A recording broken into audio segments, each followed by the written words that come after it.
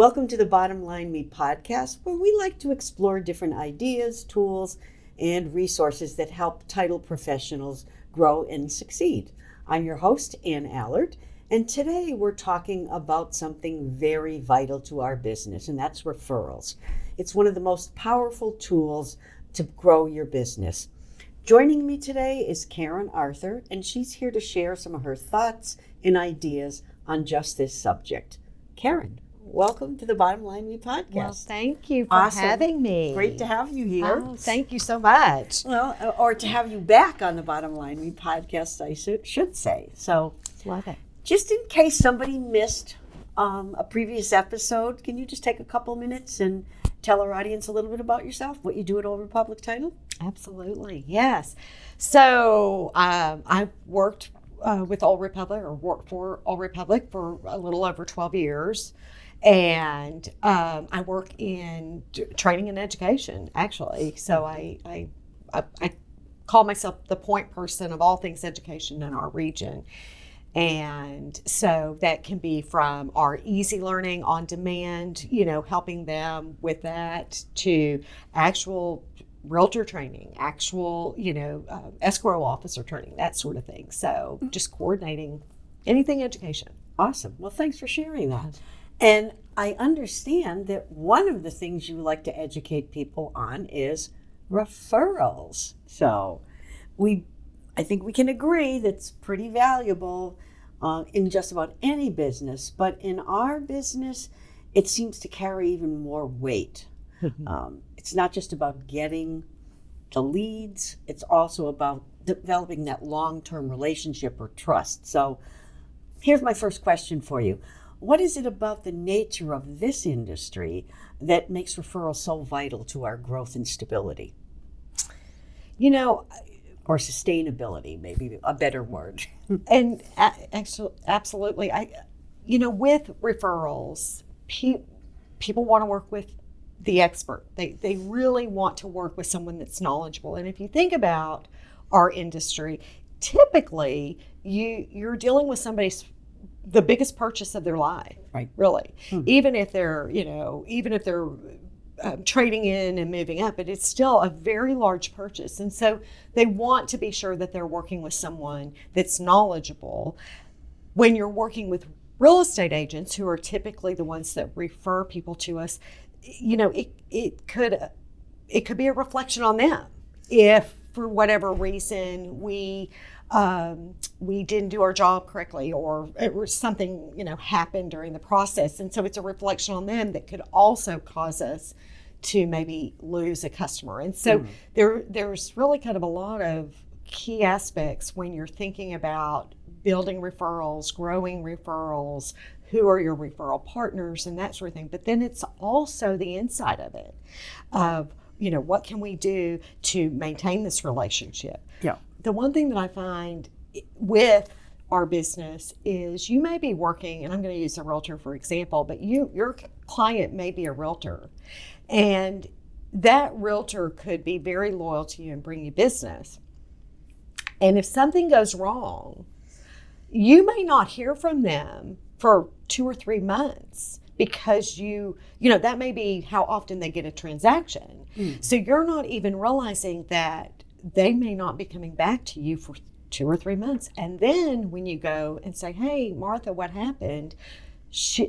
They almost take it offensively, like, "I've been gone for 3 months and you haven't even noticed," type thing. So you have to be really careful when you're dealing with your referral, with your customer base, because you also have to have people in your office understand how important it is in those referrals. Yeah, that very good point. Let's talk a little bit about strategies, because I think a lot of people think that just doing a good job automatically leads to a referral. But we know it's not always that simple. So from your perspective, what are some of the biggest mistakes that people make when they're trying to generate referrals? I think one of the very obvious ones is that they don't have a plan in place. They just don't have a plan in place. And I think you're right. I think what happens is that people think that Hey, I talked to Mary Jones today, and she's going to give me all her referrals, and then that's it. Yeah. They don't take it any further. And I think that you have to have a plan. I call it a referral campaign, but, just some kind of a roadmap, game plan of how you are going to grow your business with referrals. And then, of course, consistency really does matter in this. Wow. I love Really plans. does. I love game. I think step by step. But so let's talk a little bit about the practical side of that. You've worked with a lot of different professionals. Can you walk us through a referral strategy that you've seen consistently deliver results? I love the strategy where you're dealing, when you're asking for referrals from the people that actually use you. I think it's helpful on all aspects, but it's a little easier to ask for a referral when you're dealing with someone that works with you and knows the type of work you do and the type of business you do. So I think that I love that part of it. I think the other thing to think about is that you want them to be also open with you. Usually when I go and talk about this referral strategy, it's one thing, you kind of start off by saying, hey, I appreciate you, and I know you, we've got a great business relationship, I'm looking to grow my business, that sort of thing. But then you want to ask them, is there anything that I'm not doing right? Really putting yourself out there. What am I not, is there anything I could improve on? I use this example when I'm teaching this. You might have an inspector that sends you, sends you all his business, or he, really enjoys working with you, and that you've got a great relationship. And when you ask him that question, he goes, you do everything great, but except you don't answer your emails. And you can say, you might say, well, email, I'm more of a text person. And, he may say to you, well, then could you just put that on your out of office? I work better, on your email out of office. What a great suggestion. Yeah, just say, don't, you can email me, but I'd rather, I prefer text. And this particular situation actually came up. And so what happened was it worked. And so she was able then to go back to the inspector and say, oh my gosh, it worked. And I put it in place, and thank you so much. So it's kind of fun to watch those things kind of progress like that. But that was one way, or one, So simple when when you think about it, but who knew, right? Yeah. But I think too, the key is, don't take it personally. Yeah. This is part of the thing that when you're talking to that person that uses you and trusts you and you build a relationship with, when they give you that bit of information, take it and learn from it, grow from it, try to figure out a way to make that work, and then let them know. If you incorporated something they told you, let them know. They're your partner. Well, and I think it's really about learning to be flexible. I mean, I may prefer email, but if I have a client that really likes to be able to text something to me and expects a quick response, then I've got to learn how to adapt and be flexible if I want that customer. Yeah, so thank you. That's a great point. So let's talk, let's talk about somebody that doesn't have an existing, book of business, somebody that's new or just starting out. And how would you recommend that they go about building a referral network when they're doing it from the ground up, basically? I think they have to be flexible. And one is get out there and join industry, community, so to speak. So join Women's Council of Realtors and get kind of connected in industry. Join your professional association. So for me, it's the Texas Land Title Association. Right. Getting involved in that, but taking it a step further, I think that what's really important too is just making connections. Making those connections, whether it's at your children's school or whether it's at church, those are maybe the easier places to start. but growing those connections and then being consistent with them. So what I mean by that is if I'm on the PTA for my kids' school, I might wear my name badge to let everybody know that, I'm in the title business and have them, it allows for a conversation. What do you do? How does that work? And that sort of thing. And so I think that that's very important. I think that you need to be very focused on what it is that you're trying to do. And I think that when you're focused, that allows for a, maybe more of a bigger opportunity because you're focused. So you're paying attention to, ooh, this is a great source of referrals and this is a great source of referrals. So I think that, not getting discouraged, it's hard not to get discouraged, but I think that not getting discouraged, understanding, this is what I want to do, and this is how I'm going to get there, and having maybe, a strategic plan to do that. We talk about this in the referral class that I teach a lot, and it's, having your SMART goals, having, knowing what it is that you're trying to do, and then being able to measure it and being able to, have it time based and that sort of thing. Because quite frankly, if it's not working, you don't want to spend a whole year trying to do it. You want to make sure that what you're working on is working. Yeah. And so having that plan of attack. Yeah, I think, I loved your suggestion, for somebody that's starting out to wear something, put a badge on it, or that's a great use of your company branded clothing, I guess, for somebody that's not really comfortable showing off a name badge, just wearing your shirt that says Old Republic title could spark a conversation. So that's a great piece of advice. Yeah. Mm-hmm. So, and as you were just saying, they don't just come from, I don't think they come just from a transaction. So we do get some referrals by transaction. Hopefully you're always asking at the end of a happy transaction, anybody else that could use my services would benefit from it. How important is the relationship, building in creating that stream of referrals? So even if somebody refers to somebody, what I'm trying to say here is, if I get a referral from Andrew, let's say, and it works out really well, is it important for me to keep going back to Andrew and asking him, is there anyone else in your pipeline or anyone else in your circle of influence or in your network? What would you say about that? That I'm going to say it's a little bit of a loaded question. Okay.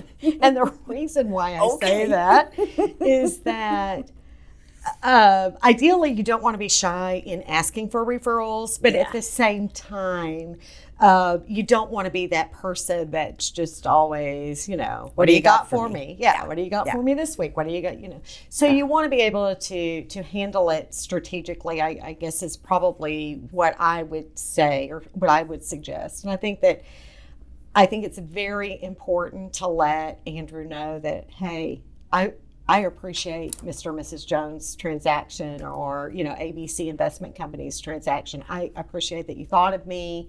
I'd love to repay the favor, or repay, a referral back to you. And then do that. I think that's a great way to start to build a relate.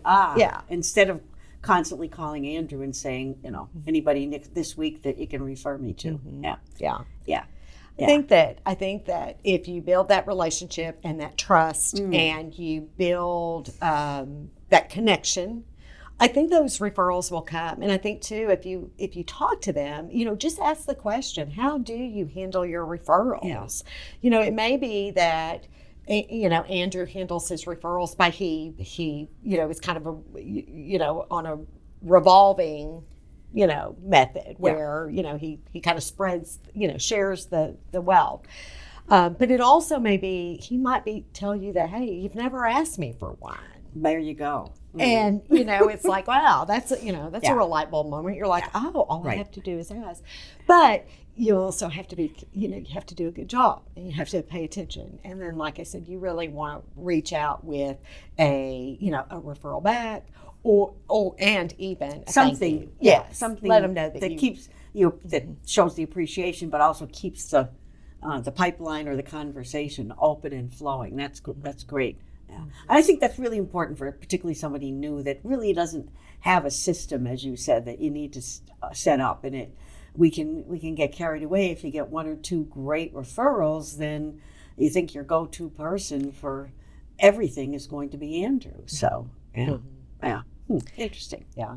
And I think too, I mean, it's we talked a little bit about getting connected with the community and that sort of thing, but it is getting connected with those real estate partners. I think that they're so important, especially when you're first starting out. And I think that, you don't have to, you don't have to take them to lunch, or I think you could even, offer coffee, just say, I'd love to meet you, Tom, the inspector, or Sherry, the home warranty person, or, you want to kind of build that where they get to know It's you. organic. Grows naturally. Yeah. And I think people really appreciate it. Yeah. So, All right, but we got to talk a little bit about systems and tools here. So, because it's great to do all of those things and be spontaneous, but, keeping track of all this stuff, I think, is a critical piece. So, do you have any recommendations on how you do that? Is it a CRM tool or some kind of a system that you keep so that you don't lose track of it, or you don't get overwhelmed with it, or somebody doesn't fall through the cracks? What say you? well, I think that a CRM system is one of a great way to keep up with it. Again, consistency matters. Yeah. So you got to enter the information into the system to make sure that you're getting out of it what you need. But it could be as simple as an Excel spreadsheet, or some kind of system that a very simple system. And the reason why I keep stressing simple is because the harder that system is, the less likely you're going to enter that information into it. So you want to make that system to where it works for you. And so an Excel spreadsheet may be your answer. That may be a great way. But if you've used a CRM, that's something that you're used to. You've got a method down where you put that information in at 4:00 every day, and you've kind of got it time blocked on your calendar, and that works for you. By all means, use that. But you also need to follow up, right? So it's first you got to make sure you get the information in there, and then secondly, you've got to make sure that you're looking at it. To see, because as you start to build a report, you start to see then where those referrals are coming from. You might find that James has sent you, 6 referrals, and Anna has only sent you 1. And while we appreciate Anna's 1 as much as we appreciate James' 6, it tells you that something about James, whether he's really, he's working hard for you, or he's whatever the case may be. But it's important to pay attention to those as well. It's one thing to put it in, but you also have to look at it. Well, it helps you build your strategy and your plan. You want to thank Anna, but you might want to say, "Hey, James, let's go to lunch." This is the 10th time you sent somebody to me that's been a great referral. So I get it. Yeah, that makes sense. So we both agree that consistency is really key, but timing is too sometimes. And I know we've talked already a little bit about how often, but in the courses you teach, do you have any sort of, ways that you say to somebody, okay, at least once a month, reach out to somebody, or what's the process like? Give us a little bit of the background on that. So I think starting out, and again, it depends on the person, but starting out, let's just say you reach out to one person per month.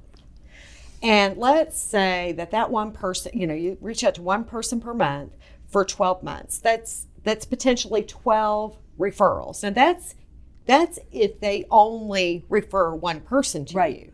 You may have multiple referrals, but just think about it in terms of 12 transactions. And, I always put a number on it because I just have to know. So let's say that the average transaction is $300,000. You can kind of figure from there that referral has brought you X amount of dollars in. And if you get 12 per year, it's 12 times that, Right. And if that's in your area, if that's a low sales price, well, then, so there's different ways to do it. But that to me is a very easy way. And if you can just do if you think one referral a month, that really isn't very time consuming. It doesn't take you away from your job. If you're busy, it probably is less than 2 hours a month when you think about it. Yeah. But that's one of the ways I like to do it because I can measure it. Yeah, I think because measuring these things is always, it's challenging, particularly if you don't have a system or a spreadsheet or something in place. But if you can put a dollar amount to it, sometimes, we're going to be a little bit more motivated than if it was just based on numbers. Yeah, absolutely. Yeah, great. So I'd love to know if there's any real life story that you can share with us, because I think they really stick. Any example you can share on a situation where somebody sent somebody a referral, or a referral rose up out of a transaction, and what happened, and anything you want to share on that? Well, I think that there's been a couple of times where I have seen people they've given a referral, and they have a friendship's grown out of it. Like a literal, where they're going to, concerts together, or they're going to eat dinner every Saturday night together, which is really, it's fun to see that. I love that part of our industry because you've got so much in common with people. And then when they really, when you really like to work together and, socialize together, I think that's one way. One thing that we're seeing more and more these days is the branding. So I'm seeing where more and more title agents are branding themselves. And when they do that, when they're branding themselves, and I'm talking about like the individual, they're using personal branding. Personal branding, yes. And so I've found that seems to work really well. Now, again, it takes consistency and that sort of thing, but I have seen where that works as well. Yeah, that seems to be a theme, consistency. But I think it's true in anything in life. I do. Yeah, it is exactly. I also think that sometimes the best ideas come from something that happened unexpectedly. Anything creative or any really out of the box kind of referral or strategy that you've seen actually work, that somebody's tried and you thought at the beginning, wow, I don't know where that's going. Mm-hmm. I do. I think that our industry, I think society as a whole, but I think our industry has really gotten away from the personal aspect of the transaction. Yeah. And so when I think back about this being most people's largest transaction, it's great to get a text. I think it's great to get something in the mail that introduces yourself, but I feel like nothing works better than a voice to voice is what I call it, but a personal phone call to say, hey, I'm Karen and I'm going to be your processor on this transaction. We're thrilled to have it. I just wanted you to know that I'm your point person. Here's my direct dial number. If you need anything or have any questions, I'm here to help. I see that you're closing on, July 31st and everything looks great. Yeah. I think when I'm purchasing something for $300,000, for example, I feel like I just want somebody to acknowledge that, hey, thank you, and that we got you covered. Such a great point. But I can't help but think that now making a phone call is thinking outside the box. Okay. Yes, I know. I Who guess would it have is. thought? I know. It is kind of, I agree. It's probably, but I think we've just lost that. Yeah. We've just lost it for some reason. And when I go out and talk, and I speak with realtors and that sort of thing as well, and that's the one thing I really hear is that they don't know at the title company who, if they got in the contract, if anybody, because usually the title company is working with, the realtor in a lot of cases, or the attorney, And so for whatever reason, we kind of miss that customer. Yeah. Or, the buyer seller. Yeah. They're connecting all the dots in the transaction, all the people instead of dots. Yeah. Very interesting. What a great conversation. So, well, I love to get a bottom line. So I think we're about at that time. So let's do it. Okay. All right. So for somebody listening who might be ready to take some action, what's one simple thing that they could do right now or today to start improving their referral game? What you could do today, right now, as we're on, as we're speaking, make a list of people that you work with, that work with you, that you talk to, that like working with you, you like working with them. Make a list of those people and then get with them and say, hey, I just need 5 minutes of your time. I'm working to really grow my business, and I would love to get, some insight from you, but I'd also like, for you, to learn how you handle referrals, asking them. But first and foremost, making that list of those people. And then don't be shy. Give them a call, buy them a cup of coffee, and meet with them. You can do it over the phone, but I think sometimes, again, here I go with, but I think in person is really important. They see your passion. They see what you're trying to do. I think that people have a more, they feel more inclined to help you when they can kind of see you and feel, what you're wanting to do in growing your business and that sort of thing. So I would, you can do it over the phone. You could, however, but I really feel like, hey, buy them a cup of coffee. Yeah. Buy them a, Who doesn't want a cup of coffee? Yeah. Right. Buy them a cup of coffee and just ask them those 3 questions. You don't even have to, don't make it long. Ask them 3 questions. Tell them how much you appreciate, their time, and then move on. But you got to get started by making that list and then making the phone calls to meet them. So great. Well, thank you, Karen. So audience, you have your assignment now. Make your list. But Karen, thanks so much for spending some time with me today. This was really insightful, a fun conversation to have with you. And I look forward to having you back again. I love it. All Thank right. you. Thanks so much. Thank you.